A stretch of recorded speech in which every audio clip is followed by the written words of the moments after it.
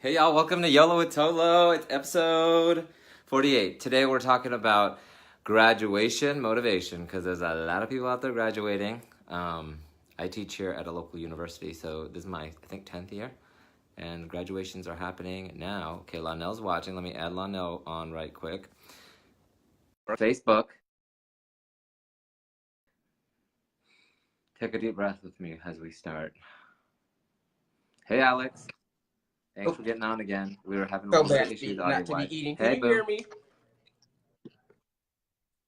Wait, if you're gonna eat, I'm gonna go grab my mangoes the from last the fridge. bite, I promise. Are you having tikka masala, Chana right? masala, which is a vegetarian Indian dish. It's lovely.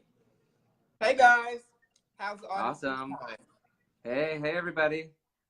Welcome to episode 48. We're talking about graduation motivation. So we're crowdsourcing wisdom and going to share our wisdom about graduation and the next chapter. We're both home. Rarity. You're in Atlanta. I just got in today, but yes, it's a wonderful feeling to be home. Right? And Kevin is the only one not home. He's sitting here in my kitchen. This is my living room here. Hey Kevin. Hey Kevin. He's doing this. Thanks, Alex. Hey, How are you doing down there in Tejas? You need to post your thing about your contest for the, what is it? The, whatever I just entered. He's doing this thing down in Texas with, it's a TV, see it. Hey, it's some type of we'll festival. share. I don't know. I was reading it. I just, Alex tells you to do something. Yeah, I just like, okay, I'll just do it. Yeah, I'll do whatever, Alex. Let me know. I'll share for sure. Last time we talked about self-care. We're talking about graduation motivation. So if there's any sort of wisdom you want to share to your old college, younger self, Alex, do let us know. So how you been? Good. It's been an interesting week for me, but I've been a lot of traveling. I slept in the hotel and had the air conditioner too low and fell asleep with it on, so I woke up with like a head cold. So I'm still, that's why I sound a little nasally, but that combined with allergies. So I feel fine, but I just sound crazy. Hey, Cleve, I just sound crazy. So, but other than that, it's been fine. No, you sound fine. I'm a little bit nasally too, so I apologize. Allergies on this side too. I just also got back. I went to Boston doing a speaking gig there. So it's just nice to be back in my home. There's no place like home. I love to travel. And I love to eat on other people's dime. Yeah, me too. There's still no place like home, though. I love doing home. Yeah. Right? I know, right? And just being up in your own bed. Lovely. So yeah, I've got an intense travel schedule coming up over the next 2 months. So these couple of nights that I have in my own bed, I'm treasuring them. Yeah, same here. I'm gonna be doing a lot of travel for business and pleasure to round out this year. But can you believe it's already almost like half the year's over? This is what I tell people all the time. That line from the Shawshank Redemption: "You better get busy living or get busy dying." This time is flying. Okay, so you better be doing whatever you can to enjoy each and every morsel of it. It's like, you're right. It's like it was just January. Amen. Now I know. Amen. And before you know it, you're 50. Right. I'm almost 50. I'm closer to 51 now. You know what somebody told me? I'm 41. But you know what's funny? Hey, Rich. You know what somebody told me that's funny was when I turned 30, 12 years ago, they said that, once you hit 30, the years exponentially, time flies by super fast. So it's just hilarious how now I'm at 40, almost 42, and I'm like, whoa, that's so true. Okay, so let's see what Alex is saying here. Alex says, I'm in Abilene. I've been in Abilene. I used to be a TV reporter in Midland, Odessa, Texas. Baby, have you been there, Alex? Anyway, he said the city was hit by a large tornado. Yeah, we've been seeing that. So let's just move on to our hot topics here. And that's one of them, actually. Let's see. He said the city was hit by a large tornado. I'm speaking at my high school alma mater tomorrow. Not the commencement speaker, but yes, it's a television streaming show festival happening in Austin in June 6th through the 9th. Oh, awesome. More info at atxfestival.com. Oh, awesome. So cool. Very cool. We're going to have to watch and share. A Rich Cruz says, old is 10 years older than your current age. What? You talking to me, darling? Are you talking to... I love my Richie. I was like... Oh, he's hilarious. My gratitude party. How long we've been I love doing that for like years now. But I can't tell you how immeasurable it is to have an accountability partner when it comes to your gratitude. And the fact that we still do those exchanges every day keeps me on my toes. So. Well, tell people about it. If this is the first time watching, hey Denise, hey Dee from so LA. yeah, he and I took a class together, an online course with Ariana Huffington a few years ago. And then one of the assignments was to actually have a gratitude partner through the class. But, excuse me, where you write down 5 things every day, and the other person keeps it, and you guys exchange it at each day at the end of the day. And so when the class ended, we just kept doing it. Now it's been a few years, and we still do it. I love it. Wow. Oh, you guys should tweet her and tell her that. That's awesome. I saw her again like long after that and told her that that he and I were still doing it. That's still been a couple of years. That's how long it's been.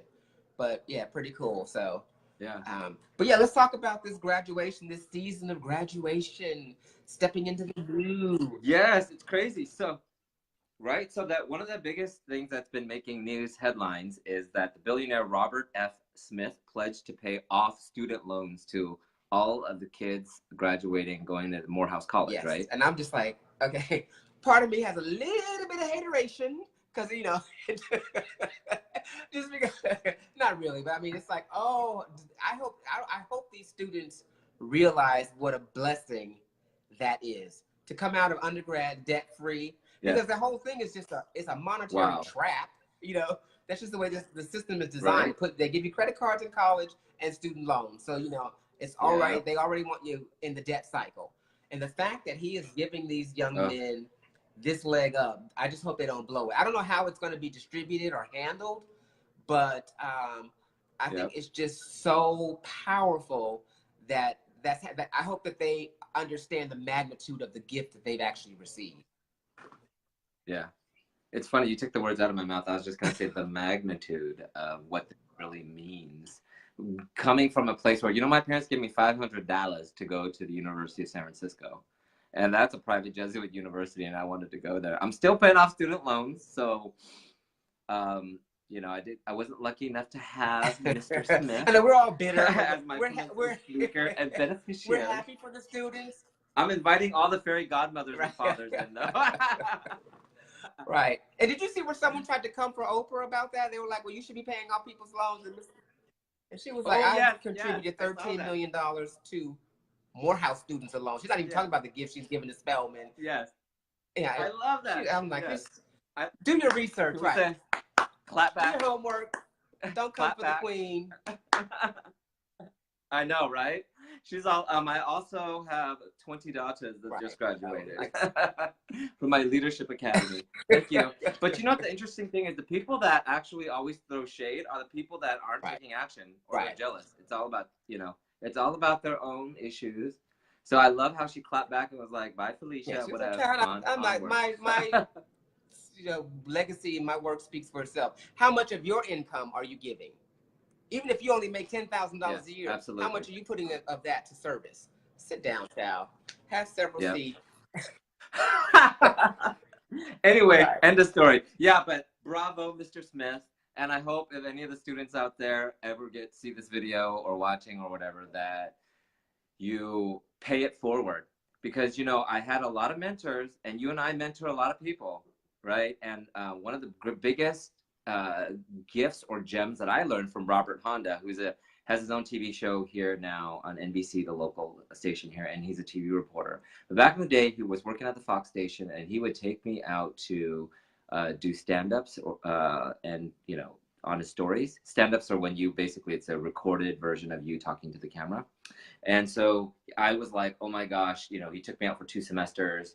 I followed him, asked questions, was annoying. And he was like, you know, I was like, can I buy you like dinner? I don't want to know how to repay you. I don't have a lot of money. Can I buy you some beers? And he said, nope, just pay it forward. And I've done that tenfold. So when I love Maya Angelou's quote, when you give, when you learn, absolutely. teach. Amen, church. Let's do it. Okay. Anyway, so moving on to the other hot topic today. A Tennessee teenager received more than homeless teenager. He received more than $3 million in scholarships. And he got a 4.3 GPA? He's a valedictorian. You and I were saying, what? Yes, right? And accepted to 44 colleges. Now that does not tell Like, you who even has time to apply that to you 44 can colleges? do anything. I don't know what does. You know, I, Right? I don't know how do you even apply to that many. apply to like that many schools. But I just thought it was amazing because it just speaks to how you are so much bigger than the appearance of your circumstance. He may not have had a home, but you know, Yes. and he may have understood like that he was quote unquote homeless, but his determination was never at, at at odds with his experience or his effort or what he was putting forward. So that's what I love so much about that story. That young man said, "Listen, you can call me and say what you want, but you know I'm what else I gonna love do about what this I story? do." And here we are. Yeah. You know what else I love about this story? Yes. Amen. I love so much about this story because I've been teaching at a local university for 10 years. I've taught at 2 universities. One is my alma mater, USF.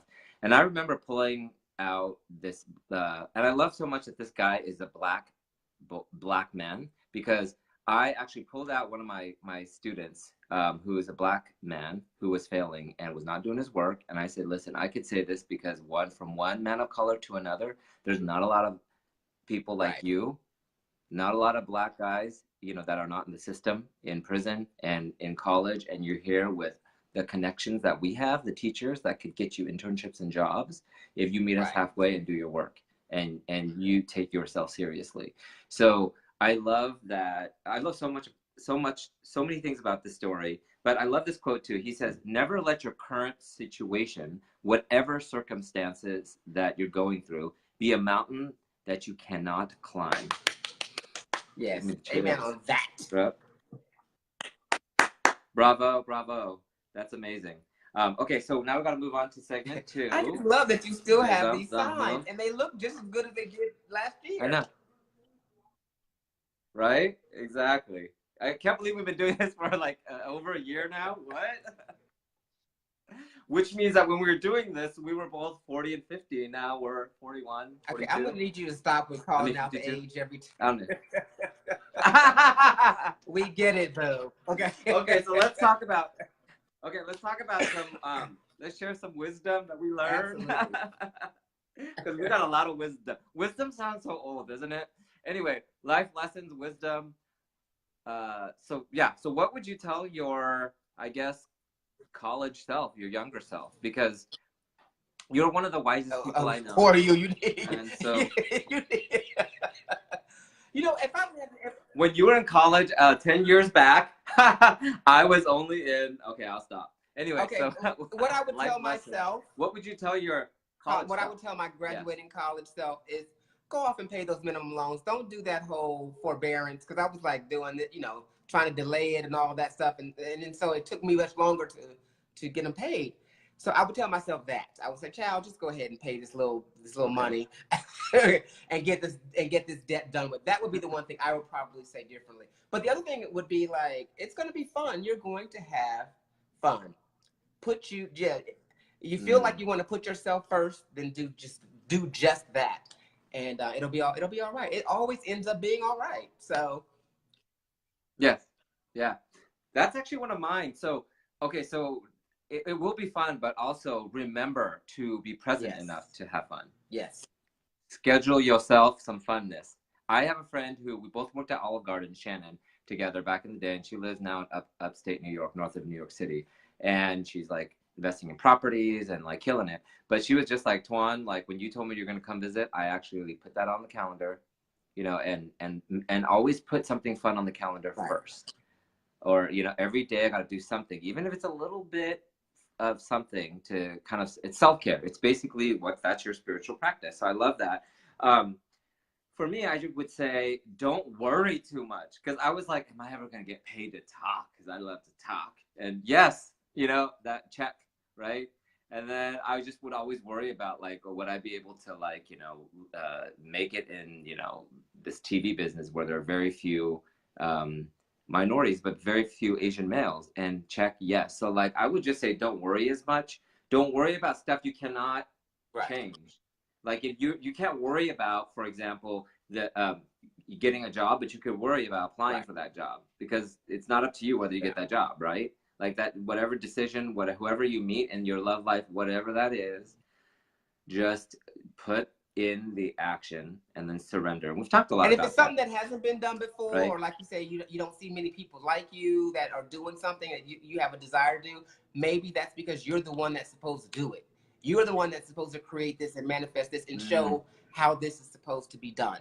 So you can't buy into what other people are, what their opinion, and it's hard, especially when you're young, because you're very impressionable and you want to please people. Yes. But at the end of the day, you really, you have to be able to discern that chatter from true support, and then you really got to learn to trust and believe in this and support of yourself. Yes. So, yeah. I think it's our responsibility to listen to that truth, because you know in your heart when you're betraying yourself. I just liken it to like when you're driving a car and you're too close to the car in front of you, your heart palpitates and you know you're too close.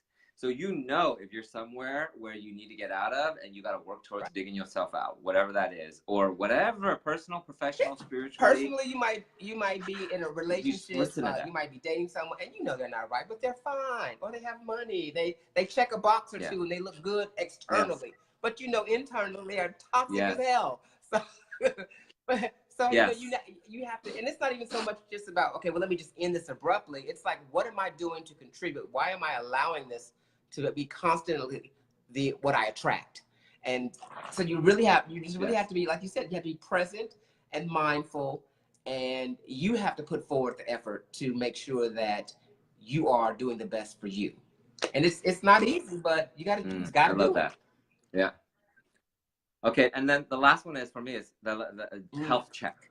Let's check our health. So my sister told me back in the day, she goes, you know what? Take care of your body when you're younger, because this body houses your soul that takes you to the next moment and to the next dimension, right? So take care of your mind and your body and your spirit, and start working out now, because when you become 20 and then 30 and 40, it's harder. Your metabolism drops. I mean, all this stuff.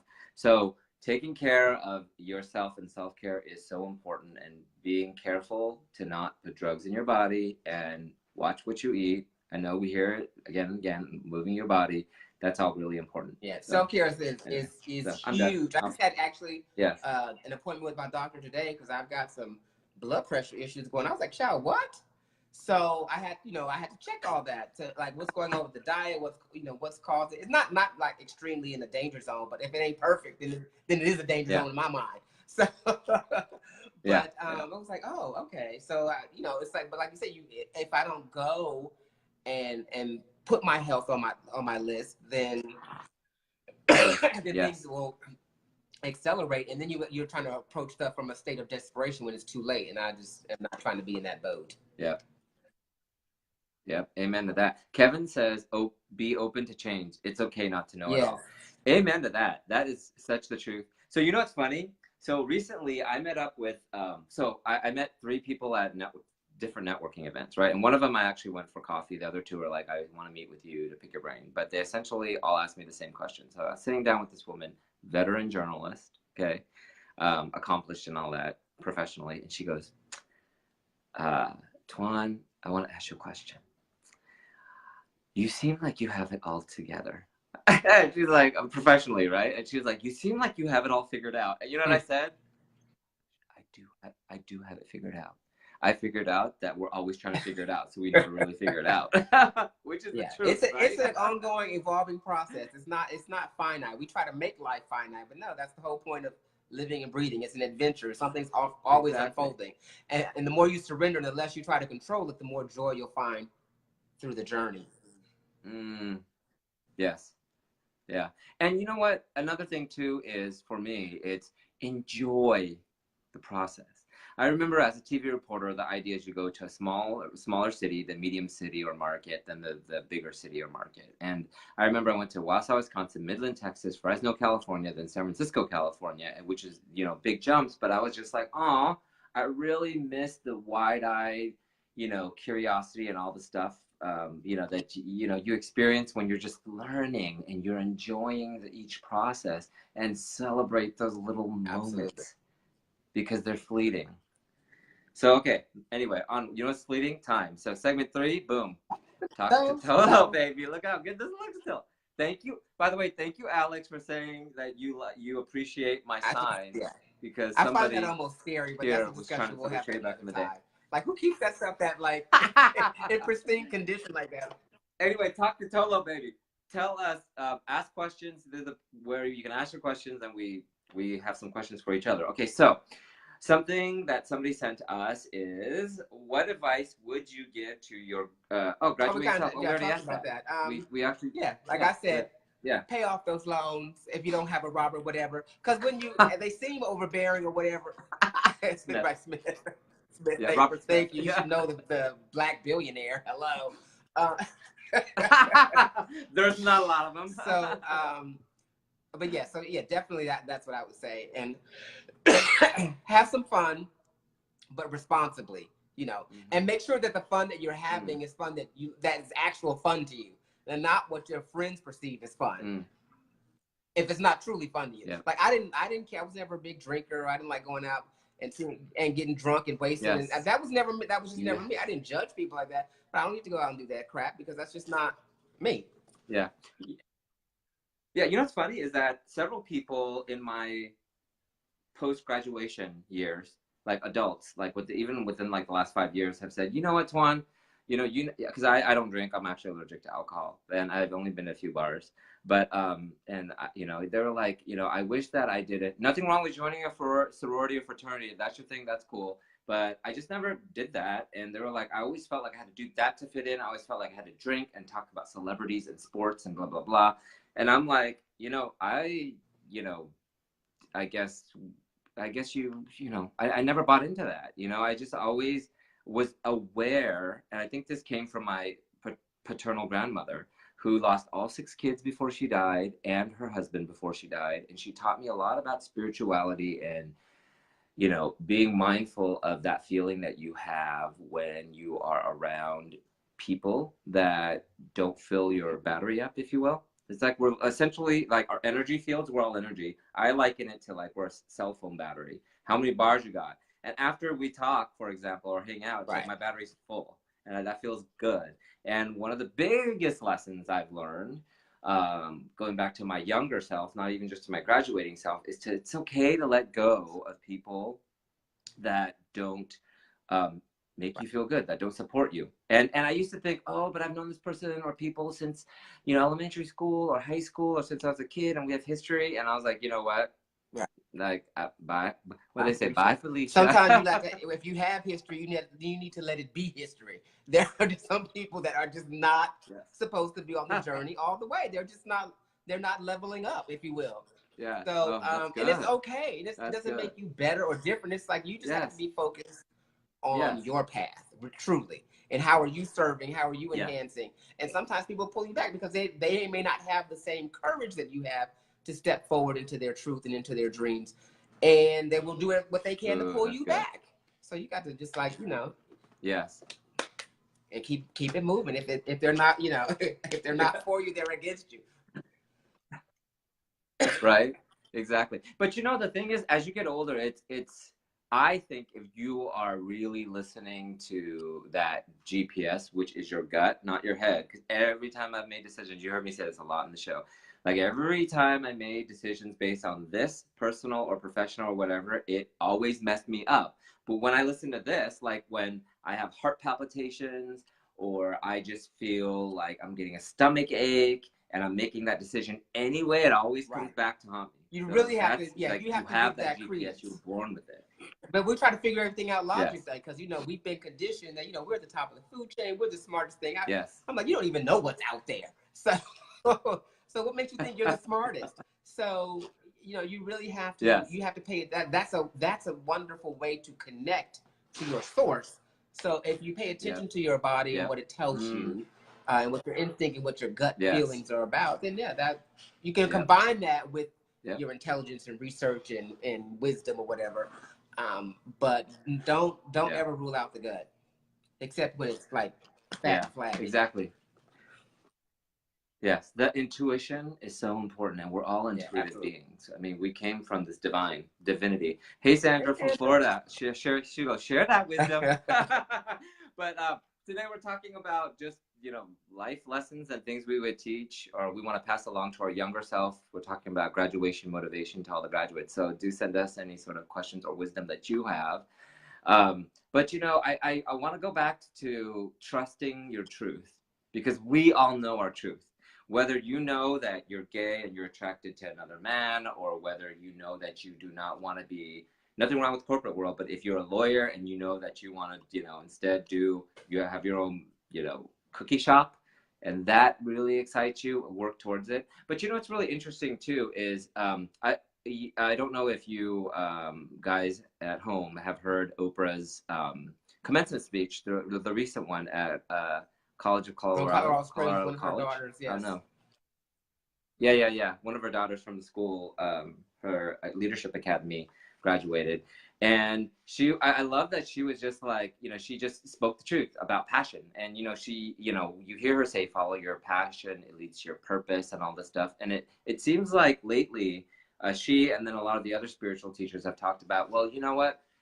Follow that thing that excites you. But I love that she was real and was like, we got to all pay our bills. I know you got to pay your bills. So even in doing whatever, don't be too proud to take that opportunity in front of you. Like, well, it's not my passion, but because you got to pay your bills. And in doing what you don't like, you also learn so much about what you do like, and that takes you on your path.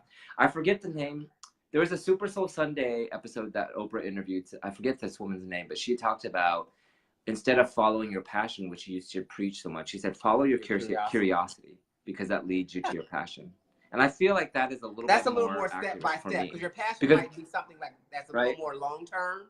But if you're following your curiosity, that's like your gut, because it's taking you one step to the next step to the next step. Yep. So that's actually a good, a better building block, I believe, to get you to your passion. Yeah.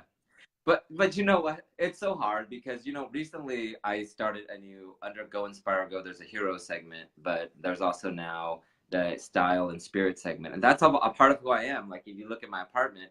But again, it took me a while to listen to the whispers. And that's the hardest part, right? And the whispers, it really gives me the chills, but you got to listen to all of the ancestors' voices. And this is gonna sound a little woo-woo and cray-cray, but both of my grandmothers were in my ear and was like, didn't I teach you something? Didn't we teach? I was like, whoa, I heard it from each side. And the teaching you stuff is one of my grandmothers, who I said was very spiritual Buddhist, lost 6 kids and her husband before she died, super poor.